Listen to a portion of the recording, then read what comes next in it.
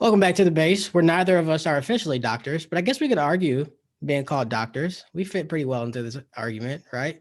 JD, Juris I mean, we Doctor. have JD's Juris Doctorate. Does Yeah, it count? I mean, yeah. I wouldn't. Yeah, no, I thank you. wouldn't. I feel weird about being called a doctor. I feel like that's reserved for actual doctors, but not just medical doctors. PhDs are definitely doctors. Uh, Yeah. but Well, don't like, call that's the me. thing is like PhDs go through a lot more. I mean, not to say that JDs are easy, but PhDs go through a lot more than JDs do. Yeah. I mean, JDs just suck. Really, JD should be 2-year degrees anyway, but that's a different conversation. My third year, I did absolutely nothing except waste money. It's fine. Hey, y'all, welcome back. I'm Fred here at the base. What am I? Political strategist, writer. Got that down pat. Megan Nyberg is our co host, immigration attorney, political strategist, jujitsu master, hot chocolate bomb maker. That's only recent, and I'm certainly not a master at either one. Yeah. Although crazy cat lady also applies. Crazy Hence cat lady. the cat walking through for that intro. That was great. Oh, welcome back. Christmas is in what, a week? Well, Christmas Eve is a week. Yeah, about a week, whatever. Depending on when you 10 listen to this. days. Merry Little Christmas, less. happy Hanukkah, happy Kwanzaa. What other holidays are around this time? Trying to get Wow, better at there's understanding. so many. Uh, There's so many. I think somebody said there's like 14 holidays in the last 6 weeks of the year. So oh wow. It's like everyone, yeah, no matter what part of the world you come from, what you believe in, was like, you know what? The last 2 weeks of the year, we ain't except doing Muslim. nothing. Oh yeah, that's true. Except That's true. Muslim. Yeah. Oh, Because yeah. well, it could be, but not this year because Eid moves. But yeah. That's fair. Thanks for checking my limited knowledge there. Well, I Well, think that is naturally. literally the extent of my knowledge of things. So because I We'll have have an to. absolutely amazing friend who puts on a huge party every year. So that is something that I will always mark my calendars for. So I will always know when that happens. Yeah. No, we'll have to do some more. At least I have to do some more research, trying to get better acquainted with things of other cultures in the world. Everything is just so American centric. Anyway, different conversation. Um, there was some And guy. Christian centric. Yes, fair. Not even American, just yeah. And we can go down the world because really native culture is American culture because they were here first. But and the There you fact that we go. still call them Indians because some white guy thought he landed in India. Anyway, different conversation. Teach your kids the truth. Some guy, it had to be a guy because no way a woman would do this. Wrote some column about Jill Biden being arrogant and some other things because she And not a real doctor. not a real doctor because she insisted people call her by her rightfully earned title, Dr. Jill Biden. I think I just gave away how I feel about the whole thing right there. But seeing as someone with all the Renaissance titles that you have, it's probably better that you let us know just what the hell Yeah. going on here. I mean, the thing is it's just such a microcosm for what women go through every day. And to be minimized, to be looked down upon, regardless of whether we have the same degree or not, it's so incredibly infuriating. And it's kind of nice to see it come out on the national scale. I mean, I'm sorry for Dr. Biden that she's the subject of this, but it's nice to see it come out on the national scale. Because what I've seen among friends groups is there are certain women who've dropped the doctor title because they just didn't want to argue about it, didn't want to deal with it. And they're like, well, screw it. I'm putting it back in there now. And I think that's great. That they're getting a sense of empowerment from, what has happened on the national scale. But I've also seen the other side of it. There's, one, at least one politician in Maryland who say his name, posted her name. Oh, sorry. And I can't because it's a name that I will just absolutely butcher, but needless to say, she's in the Maryland State House and posted up on her, candidate elected official page, whatever you want to call it, on Facebook, basically a dissection of Dr. Biden's dissertation and why her and why her dissertation shouldn't have been enough. Don't we have academic rigors to show that, anybody could get a doctor at this point. And I frankly What? could only read it. Why do you Yes, have I that could much only time anyway? But well, and I could only read a couple of lines before getting absolutely disgusted and moving away. But the point that I did see in those couple of lines was a typo. So instead okay. of underserved, it was undeserved. Oh, I mean, like, come on, lady, you've never made a typo in your entire life. Like, this is what it, yeah. First of that's all, A, why do you have this kind of time? B, why are you tearing down another woman? Like, for real, come on, we don't have enough problems. You're going to be piling on and looking at her dissertation, which, I don't even know how many years ago that was written. But regardless, like, come on. a good question. This is not for, I'm sure there are all sorts of dissertations out there where I would be like, really? This is what you got a doctorate on? Like, that seems kind of bizarre. But it's not for me to judge.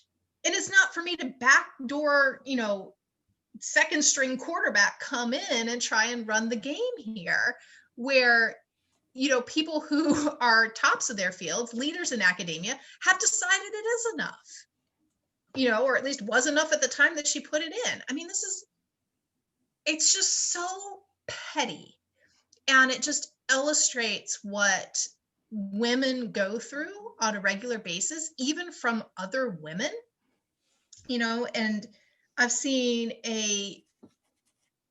I've seen it go both ways, this, for what I'm about to say as well. But, we need to support those women, and especially supporting women of color. But women in general need to support other people. I mean, I will have to say the most problems I've had, like the discrimination I faced, have been by women. The problem in workplaces have been with women. And, we talk about shine theory and adjust her crown, even, so that nobody can see all of those things. It doesn't stop at, your sister or your best friend, or, it needs to transcend that. And, fixing the crown means pulling her aside, privately and saying, hey, I think you messed up there. Like, can we fix this together? Or, hey, can I give you this opportunity so that you can save face on your own? And it's not giving everybody else a reason to tear us back down again. So it's not calling out typos on a Facebook post. It's contacting the author to say, hey, I think you got a typo here. You might want to go back. Yeah. I mean, this is one of the things that just really gets me fired up. I mean, Fred, I've been working in like women's rights stuff since I was in college, which is a lot of years, decades even. When'd you graduate? No, I'm just playing. Women's rights or human rights? Were you in college when that was said? You're not that old. I'm not that old. Okay. But I mean, the fact that I've had to continuously advocate for women's rights for 20 years, and I will put that number on it, which is probably a low number, but but that's what I'm saying, decades, right? I mean, the same stuff is still coming on, and we still, we see these things come into national consciousness, and I do hope that this also spurs a larger conversation.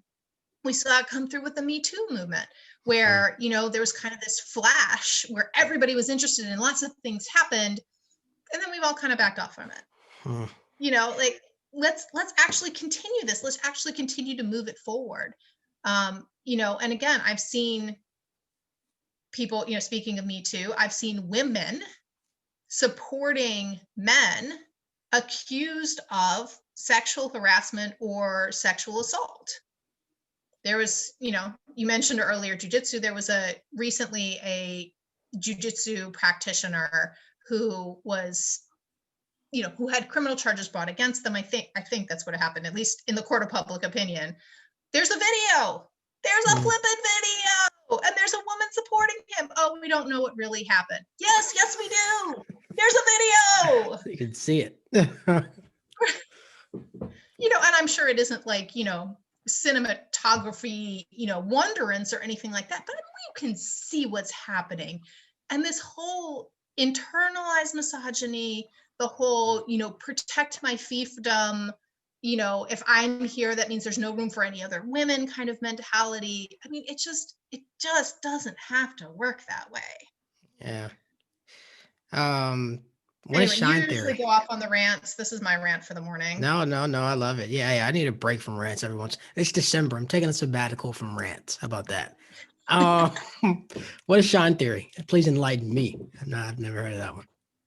Well, shine theory, I'm probably going to butcher what it actually is, but in my mind, at least, what it is, we each have a light and we want to make sure that that light shines and make sure that everybody else's light shines. So your light can shine without mine dimming. Mm, So letting everybody shine. That's my, I don't know if that's the official explanation, but that's my, the way that I have it in my head, my explanation. fair, So fair. it's basically promotion of others, right? It's lifting other people up, and lifting somebody else up does not mean that you're pushing yourself down. Yeah.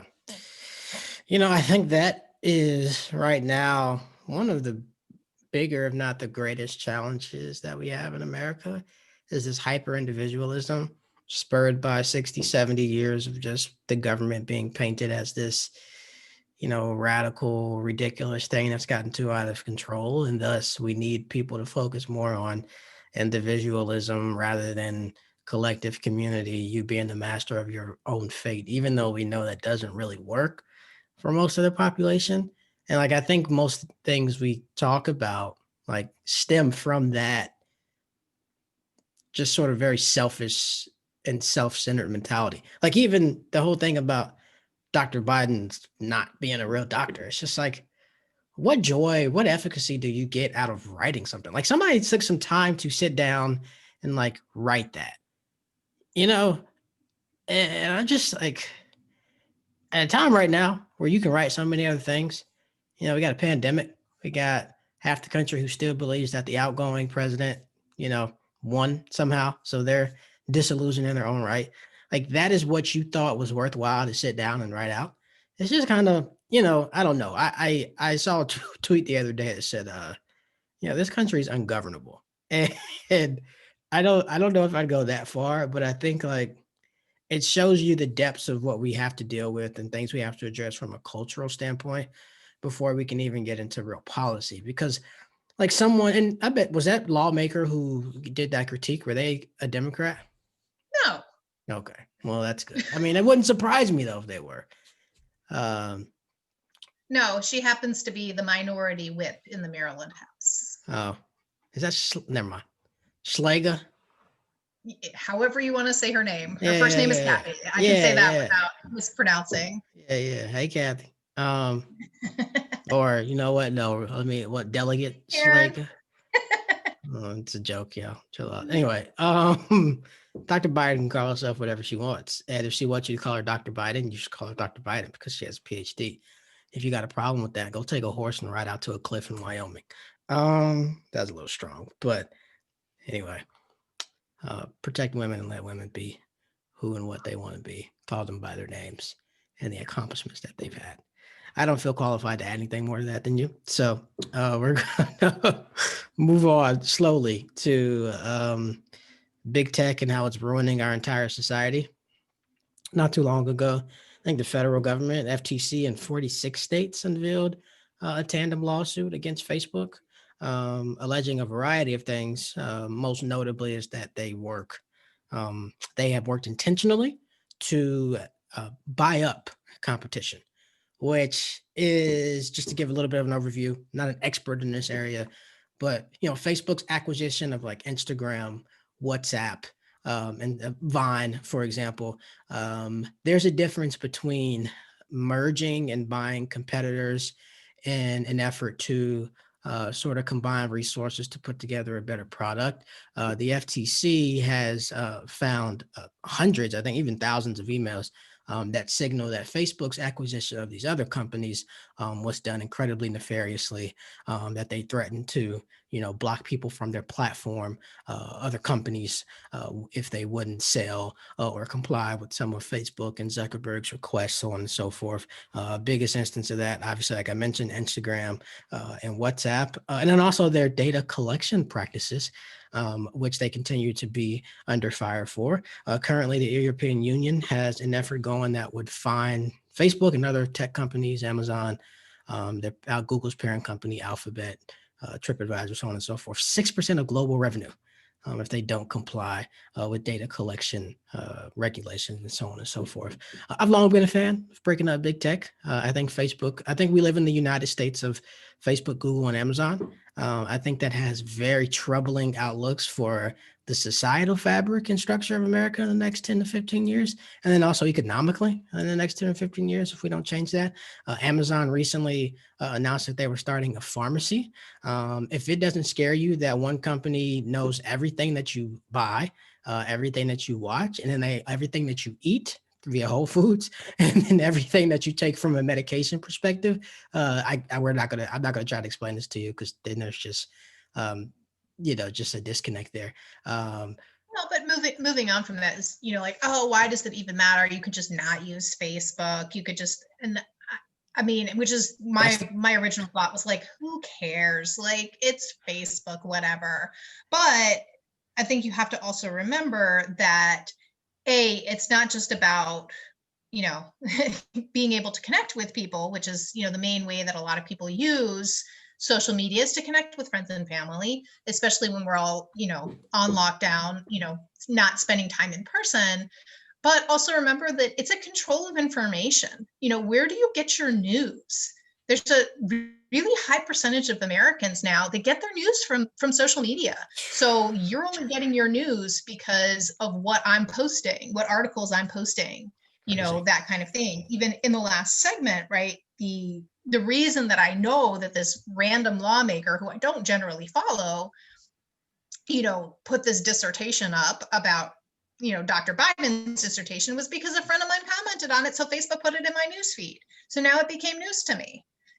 That's a control of information. And especially if we look back to 2016, looking at what actually happened with the disinformation campaign and how it actually affected our literal election and literally who was running this country, that's more of a reason that then we should care, besides like, oh yeah, we could opt out, we could just not, we could shop local. Let's forget that, Walmart and Amazon have destroyed local shops, and that's very difficult, especially in some locations.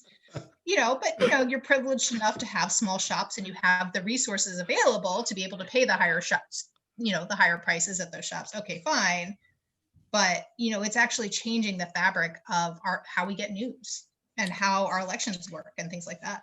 Yeah, I mean, we saw that in 16. I think we even saw it this past year with huge misinformation campaigns amongst Latinx voters, especially along the Rio Grande, South Florida, and some other areas. Particularly, they targeted, different demographics from some South American countries, Cuba, Colombia, Venezuela, Cuba, Central America, I think. But anyway, I think President Obama in his most recent book, or an interview for his most recent book when he was promoting it, whatever, made a comment that the internet is the biggest threat to democracy. And I think it is. I mean, and I've long sort of argued this. And I think one of the issues that comes about is, 40, 50 years, everybody got their news from 3 or 4 people.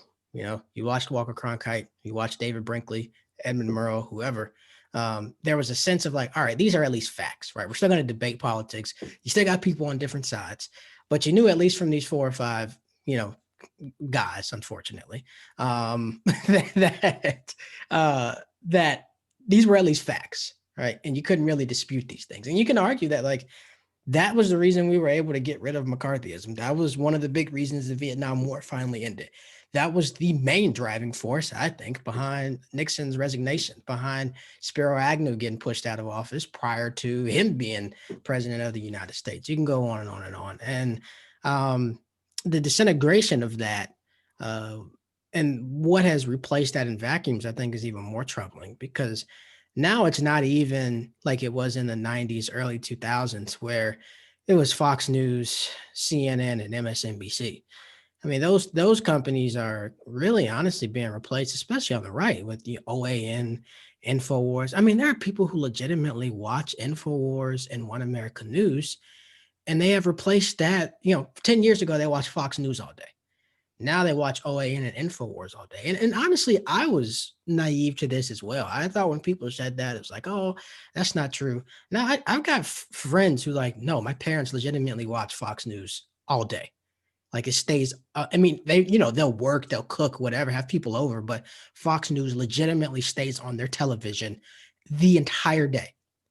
Like that is more common than we know. And that's being replaced with these fringe networks who, endorse Proud Boys and, say that the Clintons and the Or Bidens not are even child. endorse, but like soften, right? Oh, Proud Boys aren't so bad. They're being called a hate group. They're not. They give out meals to children. I don't know. I'm making stuff up. Whatever it is, we're right. I mean, and I'm sure that there are some members of some hate organizations that also do some sort of charitable work or, Yeah, of whatever course. else you want to call it. But that does not mean the organization and what it is founded upon is anything other than a hate organization. Yeah, I mean that's the biggest thing. And the other thing I think with Facebook and some of these other things is as a person who runs multiple businesses, it is really hard to run a business without being on Facebook. Anyone who knows me knows I hate Facebook. I had deactivated my account for years. I would log back on when I had a candidate for a campaign in about August or September. And on November 5th or 6th, I would deactivate it again. Um, Now I'm consistently on it because I've got content and other products I'm trying to push. But like that's the problem. I don't want to be on this platform because I know how dangerous and nefarious they are. I know they intentionally continue to spew and spread misinformation. And then the last part I notice also is that Facebook very much so controls what gets amplified on their platform and what does not.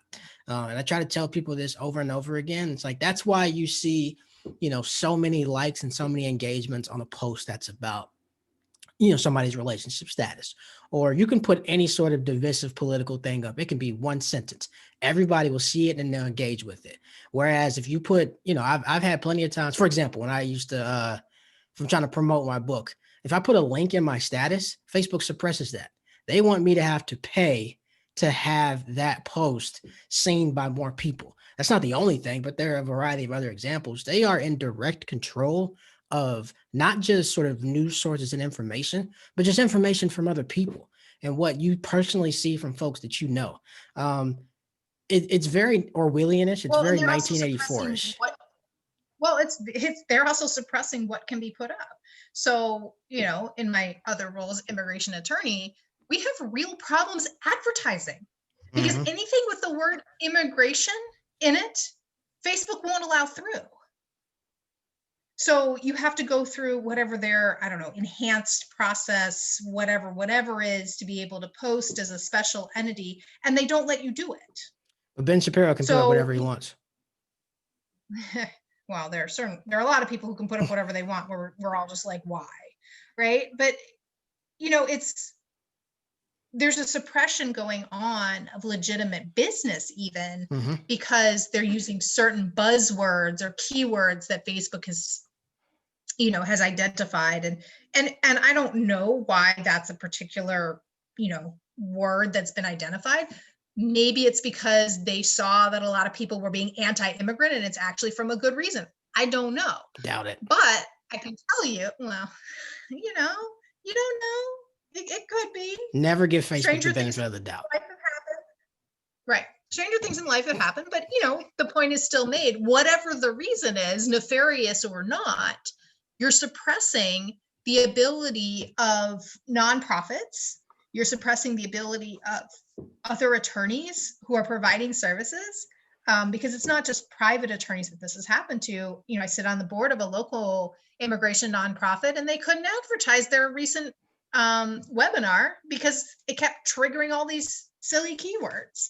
So, I mean, it's just, it's really difficult to deal with, and you can't get away from dealing with it. Yeah, I mean, where else can you advertise right now? I mean, obviously you've got email marketing and some other things, but like if you're a startup or you're not an established business, like Facebook is kind of essential to getting the word out.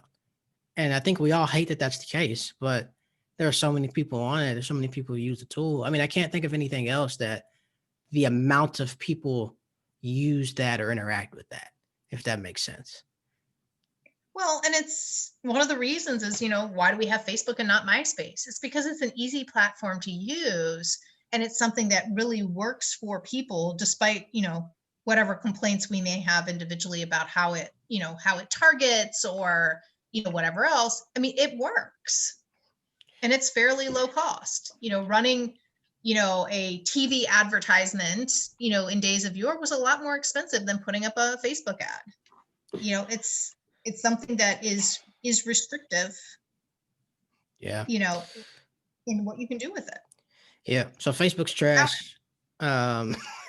Amazon's trash. Google's trash. I actually, I'm trying to encourage people when Google went out earlier this week. I'm like, I hope you all recognize how reliant you are on one platform in your business and how maybe you should rethink how everything is on the drive. Different conversation. I mean, there are multi-billion-dollar companies who have everything on Google Drive, which the thought drives me crazy. But anyway, it really just showed you how reliant we are on 3 or 4 companies. And, again, I'm not opposed to, free market capitalism. People are always like, oh, capitalism has to go. I don't think capitalism is going anywhere in my lifetime or my kids' lifetime. People think this argument is new. And it's like, no, people have been railing against capitalism since capitalism existed. There's a huge push for change in our capitalistic society in the 1920s. You see how that went. I think folks think all these arguments and things we're fighting for are new. And it's like, if you have some historical context, then you realize what you actually have a chance of changing and what you don't. So I'm very much so, I don't know if I'm a fan of capitalism per se. I am a fan of regulated capitalism. Right now we have unfettered capitalism, right? And Facebook being able to suppress very legitimate posts, legitimate advertising, having so much control over what gets amplified on the platform. I think that's unfettered. That should change. I think Amazon starting a pharmacy should scare everyone. I think that's unfettered. I think Google being able to really type in anybody's name and see what they've searched on Google, literally everything since 2008. I think that's unfettered, and I think that should change. I think the Obama administration and the DOJ missed a very legitimate and perfect opportunity to do some of these things, different conversation. And we should have a much larger conversation around reflecting on the Obama years later. So you're moving over to DuckDuckGo then? Yeah, I've been on DuckDuckGo. Yeah. Oh, yeah. Yeah. You use it too? No. I think it's just another flavor of the same ice cream. No, I don't think so. But I have several VPNs and, so there are ways to protect your data and have it encrypted. And, I also have a lot of military people close to me too. So drop some spills and stuff that I won't share on a podcast for fear of, having somebody else monitor my stuff. But anyway, that's big tech. Any closing thoughts on that? No, I actually wonder if that's maybe what has either led to or at least accelerated what we saw that started, I guess, in the 90s and the fracturing of relations between parties and the ability to work together. And I wonder if, even coming through this conversation in the last couple minutes, whether, we should be blaming that on social media. For sure. And people being in echo chambers. 100%. And on top of that, none of these companies exist, in my opinion, if the federal government doesn't step in and break up Microsoft in the mid-90s either. Microsoft would be Google, Facebook, and Amazon combined. And, it's cool, but if you did it then, why aren't you doing it now? Especially in a day and age where so much lives on the cloud. Anyway, we can go on and on. One final segment for the year. 2020 is almost over. The longest and yet fastest year ever. This year sucked. I'm sure there were things everybody could pull out of it that were good and silver linings, but just for me, I'm not going to sugarcoat 2020. 2020 will forever be a trash year for a variety of reasons. So what I'm looking for, my political Christmas wish, is for, and I can't even believe I'm saying this as a Christmas list, a wish, because it's absolutely ridiculous. $1,200 stimulus checks to everyone. New Year's wish. I think the current proposals say $600 stimulus checks to those making 75,000 and under, and then 99 and under get a portion of that. Which, what are you going to do? Send me a $300 check, and then if you make over 99,000, you're not getting anything. We got $1,200. What, 9 months ago? But is it still based on what you used to be making? Because wasn't it based on like your 2019 tax returns? So if you Yeah, lost your job in 2020, it's like, too bad. yeah. I think it is still going to be based on 2019 tax returns. So $600. Yeah. So the government collectively will have given its citizens $1,800 over the span of what, 9, 10 months for a pandemic. America's a failed state. That's my political wish, political Christmas wish. What's yours, Becca? It's for people to get some money. Um, I guess I'm going to go more on the proactive, longer term than $600 New Year's wish here, and to say that I guess, a widespread acceptance of receiving the vaccine, a widespread commitment to getting the vaccine, continued innovation on vaccines to make them more effective, less side effects, all of those good things, so that we can all return back to real life and not have to worry about pandemic stimulus packages. Yeah, that's good. Then we can just worry about not having healthcare and DC not being a state and all that good stuff. Baby steps, though, right? No, I mean, I'm Yeah, legitimately. the little things. No, Little things. legitimately. I'm not joking there. Pandemic, like, is definitely priority number one. So don't like nobody attack me. Uh, yeah, it's been a crazy year. Um, but it's been a lot of good things come out of it. This podcast came out of it. Just dope. We've got like maybe 20 listeners consistently. So bless you all. Woohoo! Well, shout out to Brian and John, my guys from high school who are big Hey, fans. thank you, Brian and John. We appreciate you. You all are wonderful. We're going to take the rest of the year off, but we will be back in 2021. I think we're going to need this time off because next year is just going to be wow. We got a new administration coming in, a lot of stuff to talk about, break down. Pete Buttigieg's going to be director of what, Department of Transportation. That's not the name. I forget what it's called. But anyway, it's going to be a fun year. Hopefully, we'll see. What are your expectations for the Biden-Harris administration in like 1 minute? 1 minute. I mean, there's so much. I know. That's why I was like, what would you condense it? Go. Right. I mean, I would love to see sweeping change, sweeping, amelioration of certain conditions. But at the end of the day, I would like to just see the dumpster fire of this administration put out, and then we can worry about rebuilding. Amen. Lastly, we probably will not have a new show before the Georgia special runoff. Who wins? I don't know. After the record turnouts, it's looking good for double blue. Yeah. I'm going to hop out on a limb here. At first, I thought Warnock would win and Ossoff would lose. I think they're both going to squeeze it out. And it's Yeah, you were 1-1 before. Now you're 2-0. Yeah. Yeah. I mean, with more people showing up on the first day of early voting than they said, what, for all of the regular election. I mean, that's a great start. And it's all about turnout. It's all about motivating turnout, young people turning out, people who have been marginalized and don't feel like their voice has had much of an impact now feeling like they do. I think that's great. And that bodes really well for both seats going blue. Yeah, and I think the national narrative is like, oh, it's a runoff. There hasn't been as much attention on it. No. You all are just in your LA and New York, DC bubbles. There's a lot of political activity. What? There's no attention?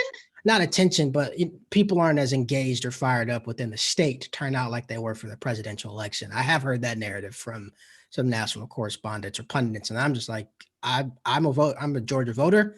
I spend a lot of time there. That is not true. Georgians know what's at stake. They are, fired up. People are more like civically engaged and aware of like what the Senate means than I think they've ever been before. That's the work of a lot of people, those smaller organizations, Black Voters Matter, whatever. I'm just not buying into that. This is going to be a close race regardless. People are turning out. The history of Georgia runoffs, it doesn't matter. A Democrat hadn't won Georgia at the presidency level since 92. So the history of runoffs is irrelevant at this point. I think they'll get both of them. I think Warnock will outpace Ossoff. I could see Warnock at like a 54, to be honest. I think people have cooled on Loeffler. I think moderate Republicans have even cooled on Loeffler. Like, she's just a little bit out there. Purdue gets it. Purdue's corrupt. He gets a little bit of more of a break, one as an elected incumbent and two as a male. That's why I think his race will be a little bit closer. I'm bullish on Warnock. I will put money on Warnock now. I would put like All right. a small amount of money on Ossoff, but we'll see. Would love to be Yeah, I'll take it. right on. But yeah, I mean, what I've heard is, people in Georgia were like, if you're not from Georgia, please stop. Yes, Like, stop leave coming us here. alone. Thank you. Right. Stop, flooding everybody, and, I'm sorry that we have tried to step in on, the Georgian toes or whatever, but it's great that, there is such an organization that has been built up, and so many people have, been able to find their voice where they felt like it didn't matter for so long. Yeah. That's a great way to close the year. Becca, thanks. Happy 2020. That's right. Let's close it out with a little hope. Happy New Year, everyone. Season's greetings. Happy holidays. We'll see you next year on the base. Take care.